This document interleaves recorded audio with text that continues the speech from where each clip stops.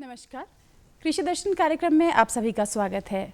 आज के हमारे इस कार्यक्रम का विषय है राज्य में कृषि उपज थोक बाजार में कृषि विपणन समितियों की भूमिका।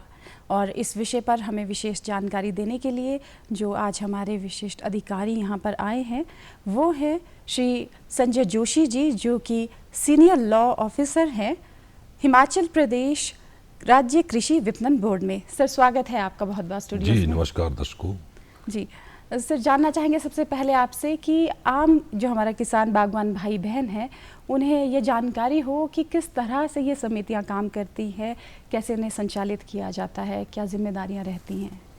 जी, बहुत ही महत्वपूर्ण विषय जो है वो आज हम अपने बागवान भाइयों किसान भाइयों से जानकारियां जो है वो साझा करना चाह रहे हैं। जी इसमें जो हमारे हिमाचल प्रदेश की जो भौगोलिक परिस्थिति भौगोलिक जो व्यवस्था है जी उस सारी भौगोलिक व्यवस्था को एक मार्केट एरिया जो है वो डिक्लेयर किया गया है, जी जो कि हमारा राज्य हिमाचल प्रदेश कृषि विपणन जो अधिनियम 2005 है जी उसकी धारा 19 के अंतर्गत जो है वो सारा हमारा जो हिमाचल प्रदेश का भौगोलिक क्षेत्र है उसको एक मार्केट जो है वो डिक्लेयर किया गया है। ये अधिसूचना हमारी जो प्रदेश सरकार उसकी जो है वो 2006 में उन्होंने की, जी तो तब से लेके वो आज तक जो है वो उस पे काम किया जा रहा है।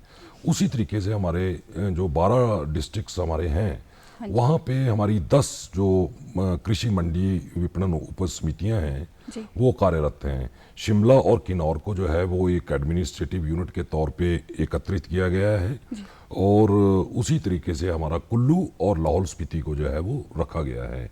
तो इन विपणन समितियों का बहुत ही महत्वपूर्ण जो है वो एक भूमिका किसान उनकी उपज से संबंधित या उसमें जो भी हितधारक हमारे रहते हैं जो होलसेल मंडी के जो ऑपरेशंस होते हैं उसके लिए एक बहुत महत्वपूर्ण भूमिका हमारी एपीएमसीज की रहती हैं। तो 10 मंडियां हमारी जो है वो कार्यरत हैं और प्रशासनिक स्तर पे राज्य स्तर पे हिमाचल प्रदेश राज्य की कृषि विपणन बोर्ड जो है वो सारे कार्यकलापों को जो है वो नियंत्रण और उसका जो है वो प्रशासनिक स्तर पे कार्यभार देखता है। जी क्या कुछ जिम्मेदारियां रहती हैं इन समितियों की।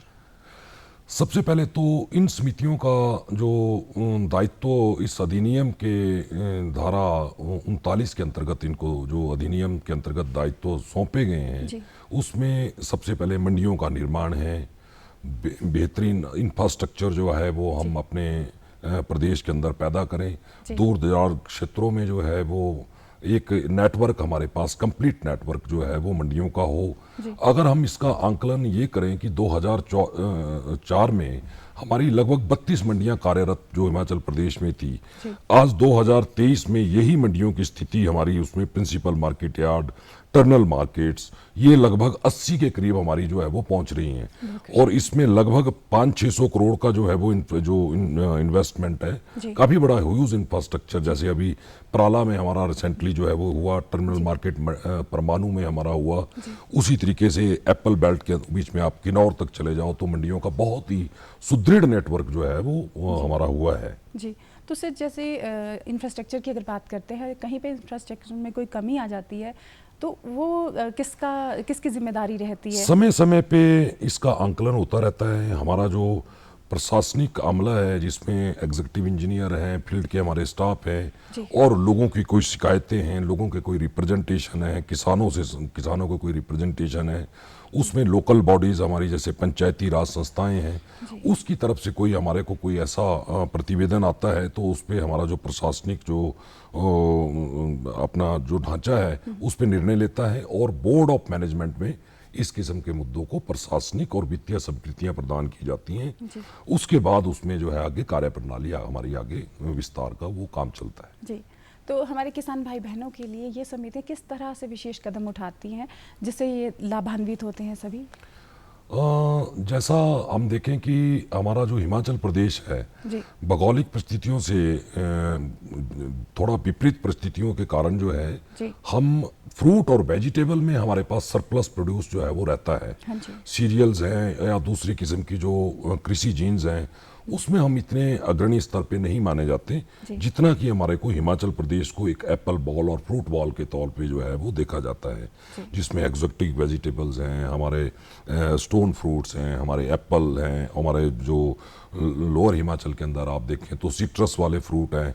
तो उस तरीके से काफ़ी जो हमारे पास सरप्लस जो है वो हमारी मंडियों में जो है वो आता है। जी, आम किसान अगर चाहता है जानकारी लेना कि क्या कुछ उसके लिए नई स्कीम्स आई हैं, क्या कुछ हो रहा है, तो उसके लिए कहाँ जाए वो? जहाँ तक कृषि विपणन की संबंधित जो बातें हैं उसमें तो मैं ये कहूँगा कि जो होलसेल व्यापार हमारा है उसके कार्यकलाप को जो है वो हमारी एपीएमसीज और हमारा मार्केटिंग बोर्ड जो है वो प्रशासनिक स्तर पे और अधिनियम के अनुसार जो है वो नियंत्रित करता है जी। और उसमें जहाँ तक प्रोडक्शन से संबंधित बातें हैं, उनकी पैदावार उपज से संबंधित बातें हैं या कोई ट्रांसपोर्टेशन से इशू हैं, उसमें थोड़ी सी कन्वर्जेंस की मैं समझता हूँ आवश्यकता है। जो एक हमारे को एक जो जिस किस्म का हमारे को एक प्रशासनिक स्तर पे जो है वो एक दूसरे विभाग से हमारा संबंध सुदृढ़ होना चाहिए, उसमें कहीं ना कुछ जमीनी स्तर पे कुछ खामियां पाई जाती हैं। कोशिश तो हमारी यही रहती है कि उन चीज़ों को सुधारा जाए, काफ़ी बेहतरीन किया जाए। जी। तो सर ये जो एपीएमसीज करती हैं, काम करती हैं, तो इनके ऊपर सुपरविजन की अगर हम बात करते हैं तो वो किस तरह से रहता है?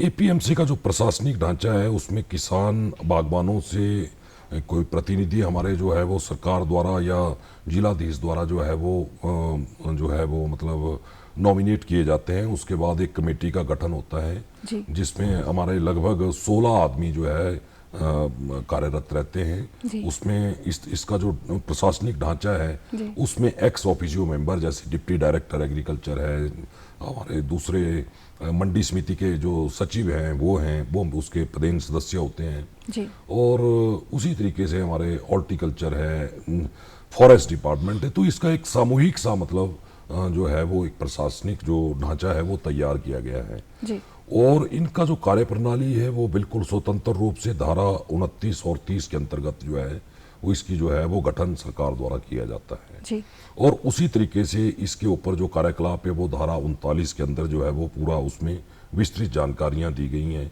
कि क्या क्या कार्यकलाप उनके रहते हैं। सबसे पहले तो मैं ये कहूँगा अभी जैसे हमारे किसान बागवानों से संबंधित क्या विशेष जानकारियां जो है वो है। आजकल हम देखते हैं रोज जब न्यूज़पेपर हम पढ़ते हैं तो उसमें हम देखते हैं कि फलाने आदमी का जो है वो उपज का मूल्य उसे नहीं मिल पाया, फलाना उसका भुगतान उसका नहीं हो पाया और उसमें मंडी में जो है वो मंडी में आने के बाद जो है कोई ऐसी प्रैक्टिस जो जिसमें ओपन ऑक्शन का हमारा है वो नहीं हो पा रहा है। तो वो बहुत सारी चीज़ें जो हैं वो हम जमीनी स्तर पे जो है वो देखते हैं। उसके लिए एक हमारा शिकायत निवारण जो तंत्र है उसको भी एक विकसित किया गया है जो अधिनियम के अंतर्गत ही अपना काम करता है। किसी भी किसान को उसकी उपज से संबंधित, उसके भुगतान से संबंधित अगर कोई किसी किस्म की शिकायत हो तो हमारे सचिव जो मंडी समिति में होते हैं उनको वो डायरेक्टली जो है वो अपनी कंप्लेंट दे सकते हैं, व्यक्तिगत रूप से मिल सकते हैं। अभी हाल में ही प्रदेश सरकार ने जो है वो कुछ धारा जो हमारी 59 है उसमें कुछ पावरें जो है वो रेवेन्यू अथॉरिटी जैसे हमारे तहसीलदार हैं, हमारे एसडीएम साहब हैं और हॉर्टिकल्चर के डिप्टी डायरेक्टर हैं, एसएमएस हैं, तो उनको भी कुछ पावरें जो है वो अभी दी गई हैं ताकि किसी भी किस्म से जो हमारा मंडी घोषित एरिया है उसमें किसी भी किस्म से किसानों के साथ कोई किसी किस्म का जो है वो चीटिंग ना हो, उनके साथ कोई डिसेप्शन ना हो, तो उसके लिए वो रखा गया है। तो किसान जो अपने इलाके से संबंधित कोई तहसीलदार महोदय हैं या एसडीएम महोदय हैं तो उनको भी वो अपनी जो शिकायत है वो दर्ज करा सकते हैं। उस पे कार्रवाई जो है वो इस अधिनियम के अंतर्गत होती है और प्रशासन का और प्रशासनिक स्तर पे यही प्रयास रहता है कि उनकी जो उपज की जो भुगतान है वो उनको किया जाए। तो उसके लिए प्रदेश सरकार ने एक एसआईटी, एक स्पेशल इन्वेस्टिगेशन जो टीम है उसका भी गठन किया गया है। बहुत सारी कंप्लेंट्स जो उसमें जो रिड्रेसल हुआ है, लगभग 4-5 करोड़ के करीब जो है लोगों को रिकवरियां हुई हैं। उसी तरीके से हमारे मंडी जो समिति के जो कार्य प्रणाली है उसमें भी उनका समाधान किया जा सकता है। जी सर, किस तरह की कंप्लेंट्स रहती हैं? जैसे आपने बात की कि रिकवरी की जाती है, की गई है, तो आप फील्ड में हैं तो मुख्यतः अगर कोई व्यापार हमारा होलसेल व्यापार हमारा अगर जो घोषित मंडियां हमारी, जैसा मैंने अभी आपको कहा कि ये संख्या हमारी हिमाचल प्रदेश में लगभग 80 के करीब पहुंच चुकी हैं या पहुंचने वाली होंगी। कुछ हमारी मंडियां निर्माणाधीन है। तो अगर कोई व्यापार हमारा मंडी में हो रहा है, मंडी मार्केट यार्ड में व्यापार हो रहा है, उसके लिए हमारा जो मैकेनिज्म है वो पूरी तरह सक्षम है।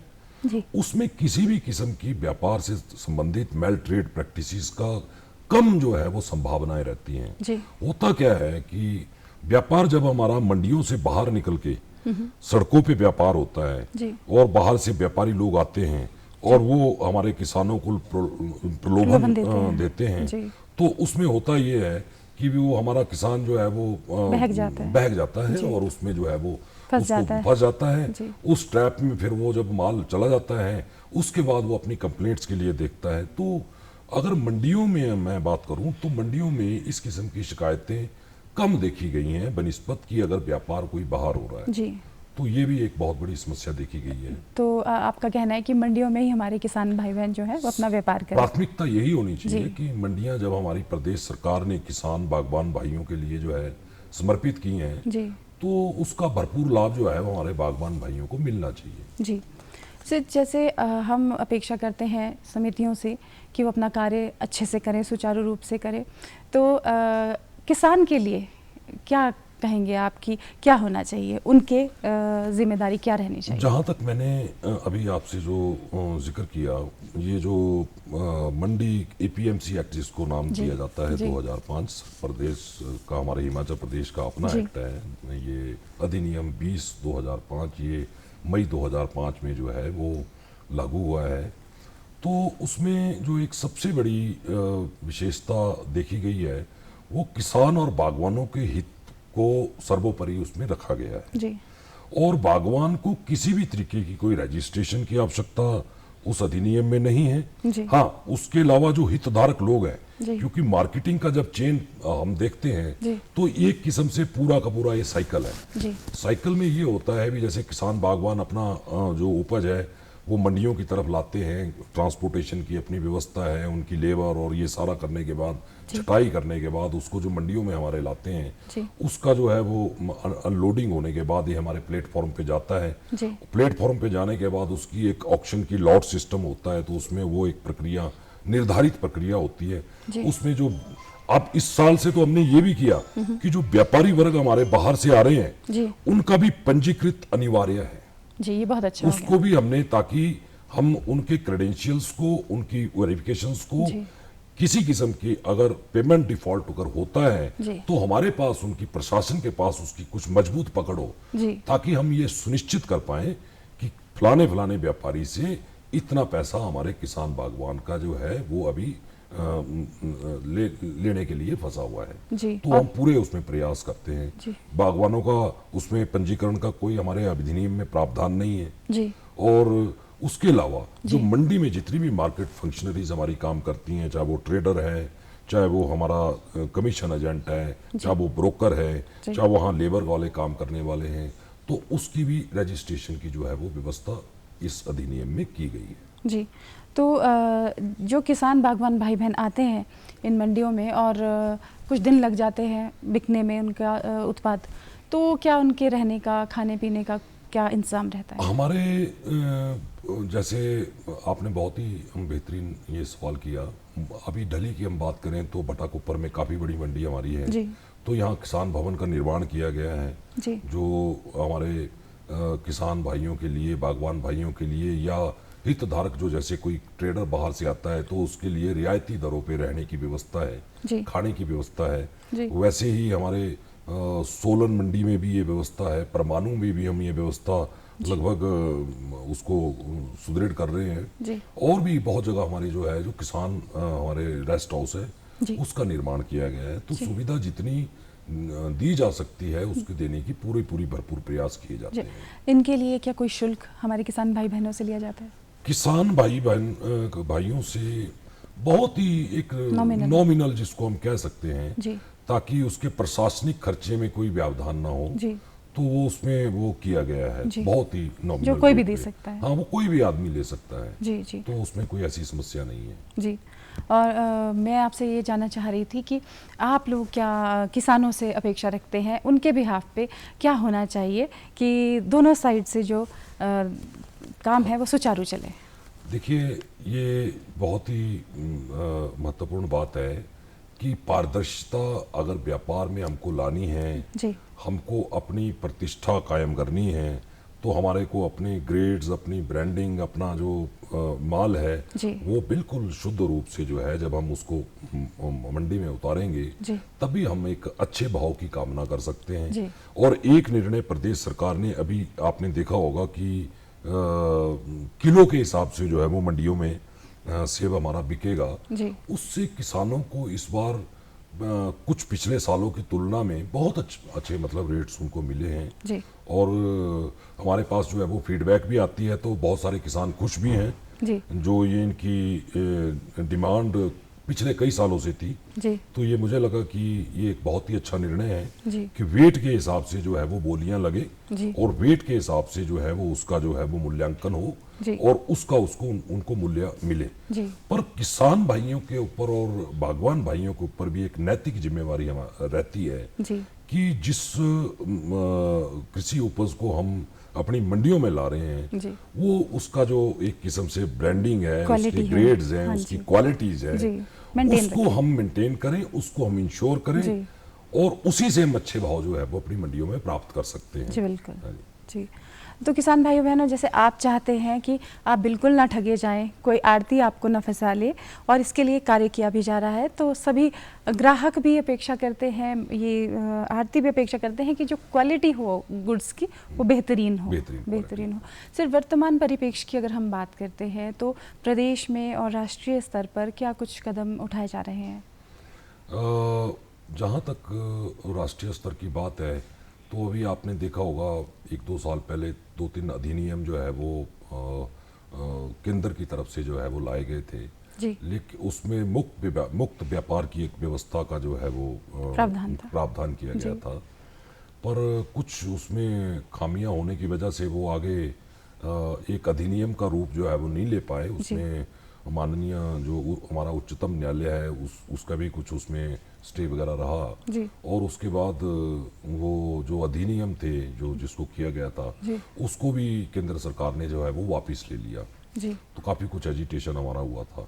उसमें एक राष्ट्रीय स्तर का बाजार का कामना की गई थी जी कि जितने भी हमारे प्रदेश हैं जी वो सारे एक दूसरे से जो है वो कनेक्ट हो, और एक दूसरे की लाइसेंसिंग व्यवस्था एक दूसरे राज्य पे जो है वो कानूनी तौर पे लागू हो। जी तो वो किन्हीं कारणों वश जो है वो आगे नहीं हो पाया। जी फिर भी जी जो हमारे को केंद्र सरकार से समय समय पे किसानों के हितों के लिए जो है वो दिशा निर्देश प्राप्त होते हैं, या हमारी अपनी प्रदेश सरकार से या किसानों के माध्यम से कोई रिप्रेजेंटेशन प्राप्त होते हैं, जी तो उसको हम अपने नियमों, रूल्स और हमारे जो अपने एक्ट में उसमें वो लाने की हम पूरे प्रयासरत रहते हैं।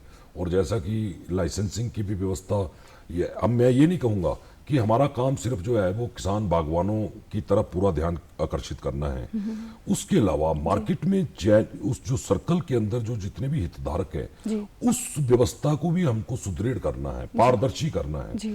व्यापार तभी हमारा सुदृढ़ होगा जब उस व्यवस्था के अंदर हम जुड़े हितधारकों को जो है वो एक सही ढंग से उनका संचालन, सही ढंग से उनको जो है ईज ऑफ डूइंग बिजनेस के अपॉर्चुनिटीज हम देंगे, तो तब जाके एक जो है वो एक बेहतरीन प्रदेश का हम निर्माण कर पाएंगे। जी, और हम इसकी कामना करते हैं। सर, ये लाइसेंसिंग व्यवस्था का आपने जिक्र किया, तो थोड़ा सा बताइए हमें कि क्या समझा जाए इससे? ये जो हमारे ट्रेडर होते हैं, क्योंकि 2016 में अधिनियम में कुछ बदलाव आए। जी, बदलाव ये थे कि डेवलपमेंट को रेगुलेशन के रोल से अलग किया जाए। 2016 से पहले मार्केटिंग बोर्ड जो है was also working as a regulator का भी वो काम करते थे जी। और उसके अलावा वो जो डेवलपमेंट जो का काम था वो भी मार्केटिंग बोर्ड के पास जो है वो था। जी। लेकिन कुछ वर्ल्ड बैंक के कुछ हमारे प्रोजेक्ट आए जिसमें बागवानी प्रोजेक्ट हमारा मुख्य तौर पे जो है आया, आज भी कार्यरत है जी। तो उसमें प्रदेश सरकार ने एक निर्णय लिया कि इसको जो है वो एक्ट में थोड़ा सा बदलाव किया जाए और जो रेगुलेटर का जो कार्यभार जी। है उसके लिए एक अलग व्यवस्था की जाए और डेवलपमेंट की एक अलग व्यवस्था की जाए। जी। तो तब से लेके जो है जो ये ट्रेडर हमारे बाहर काम करते जी। हैं या कोई अपना प्राइवेट यार्ड वो बनाना चाहते हैं जी। तो उसकी भी वो व्यवस्था यहाँ हमारे हिमाचल प्रदेश में उस अधिनियम में की गई है। जी। उसको डायरेक्टर ऑफ एग्रीकल्चर मार्केटिंग को जो है वो अप्लाई करना होता है जी। और जो हमारे अधिनियमों जो हमारे नियमों में उसका इंफ्रास्ट्रक्चर की जो एक व्याख्या की गई है उसके अनुसार उसको इंफ्रास्ट्रक्चर बनाना की आवश्यकता होती है और उसकी लाइसेंसिंग जो है वो हमारे डायरेक्टर एग्रीकल्चर मार्केटिंग जो कि वर्तमान में निदेशक कृषि को जो है वो कार्यभार दिया गया है वो उसको देखते हैं जी। तो उसमें प्राइवेट मंडियों को भी बढ़ावा देने की बात कही गई है जी। तो वो काफ़ी पहले वो लाइसेंस हमारा 1 साल के लिए होता था तो उसमें 2012 में कुछ ऐसे बदलाव आए तो उसको 5 साल तक की अवधि के लिए रखा गया जी। कि बार बार जो है वो ना किसी कराना भी पड़े, ना उसको ना। ये करना पड़े। जी, सभी का समय भी बचता है। हाँ जी, हाँ जी। जी सर, जो पेरिशेबल गुड्स की अगर हम बात करें, कुछ एक हमारे फ्रूट्स हैं, वेजिटेबल्स हैं, बहुत जल्दी से ख़राब हो जाते हैं, तो क्या इन समितियों में उनके लिए भी कोई विशेष तौर पे ध्यान दिया जाता है? देखिए ये अभी हमारे एक नीतिगत फैसला हुआ है, कुछ जगह पे सीए स्टोर्स का जो है वो निर्माण किया जा रहा है। जी। पराला में भी हमारे जो ये ठियोग में है तो लगभग 60 करोड़ का जो हमारा जो सीए स्टोर का कोल्ड एटमॉस्फेरिक जो है स्टोरेज जो है उसकी व्यवस्था की गई है। रेफरल सिस्टम की व्यवस्था का उसका प्रावधान रखा गया है। जी। सॉरी। उसी तरीके से हमारे एपी जो एचपीएमसी है जी। उसके भी कुछ दायित्व बढ़ाए गए हैं। उन्होंने भी अपनी जो स्टैंडिंग कैपेसिटी थी उसका ऑगमेंटेशन किया है। जी। कुछ सीए स्टोर हमारे प्राइवेट सेक्टर में भी यहाँ हिमाचल के अंदर काम कार्यरत हैं। जी। उसके अलावा अभी आपने देखा होगा कि केंद्र सरकार के भी कुछ दिशा निर्देश ऐसे रहे हैं कि इन राज्यों में जो है वो सीए जो भंडारण है जो शीत भंडारण है उसकी सुदृढ़ व्यवस्था की जाए ताकि उस जो हमारे पास सरप्लस हमारा जो प्रोड्यूस है फ्रूट एंड वेजिटेबल उसको हम बचा सकें और अंतिम जो उपभोक्ता है वहां तक वो सुरक्षित उन तक पहुंच सके। जी। एक छोटा सा प्रश्न है कि जैसे हम शिमला में रहते हैं, ठंडा प्रदेश है हमारा, और दूसरे राज्यों की बात करें जो यहाँ से उष्ण है, तो इनमें कोल्ड स्टोरेज की व्यवस्था में कोई ऐसा होता है कि यहाँ ज़्यादा नहीं है वहाँ ज़्यादा है, कुछ इसमें क्या डिफरेंस रहता है? उसमें ये तो एक पूरी तरह से साइंटिफिक क्वेश्चन है, उसके ऊपर तो मैं ज़्यादा व्याख्यान नहीं दे पाऊंगा। जी, जी। पर फिर भी जितनी की मेरी सूक्ष्म जानकारी है, सीमित जानकारी है, कुछ फ्रूट एंड वेजिटेबल को प्रिजर्व करने की कुछ सर्टन कंडीशंस होती हैं जी। वो उसको एक कांस्टेंट लेवल पे रखा जाता है जी। तभी वो प्रिजर्व रह पाती हैं ताकि उसको और उसकी जो फ्रेशनेस है उसको लॉन्गिविटी उसको जो है काफ़ी समय तक जो है जितना समय हो सकता है उस तक हम उसको बचा के रखें ताकि जो उपभोक्ता हमारा है उसको उस तक वो उसकी क्वालिटी मिनिमम डेटोरेट हो, कम से कम उसमें जो है वो नुकसान हो। जी। जल्दी से आप हमारे किसान भाई बहनों को संदेश दे दीजिए। हाँ, हमारे किसान और बागवान भाइयों के लिए सबसे पहले तो मैं ये कहूँगा भी जो समस्याएं उनको जो आती हैं, किसी भी किस्म की समस्या अगर उनको हो तो हमारी मंडी समिति के जो सचिव हैं उनके ध्यान में लाएं। हमारे प्रबंध निदेशक महोदय हैं, उसी तरीके से हमारा मार्केट सेक्शन काम करता है तो उसके वो ध्यान में लाएं ताकि हम जल्द से जल्द उसके ऊपर उचित कार्रवाई कर पाएँ और जो भी उपज अपनी आप बेचते हों वो जो प्रदेश द्वारा स्थापित आप लोगों के हितों के लिए जो मंडियां बनाई गई हैं वो व्यापार आप ज़्यादा से ज़्यादा अधिक से अधिक उन मंडियों में करें और उसका भरपूर लाभ उठाएं। जी। तो दर्शकों, आज के हमारे इस अंक में बस इतना ही। सर, आपने इतनी उम्दा जानकारी हमारे किसान बागवान भाई बहनों को हमें दी, उसके लिए आपका बहुत बहुत धन्यवाद। और दर्शकों, आज हम इस कार्यक्रम में बस इतना ही। अगले कार्यक्रम में हम फिर हाजिर होंगे, तब तक के लिए नमस्कार। जी नमस्कार।